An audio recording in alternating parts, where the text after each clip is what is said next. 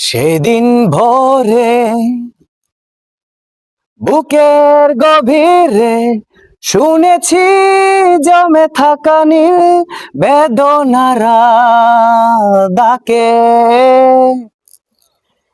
এই শহরে ইটের পাহাড়ে ছিল না কেউ যে দেওয়ার প্রেরণা। যন্ত্রে বাঁধা মন ছিল ক্লান্ত অসহায়, অর্থে কি না সুখ ম্রিয়মান দুঃখের ছায়ায়।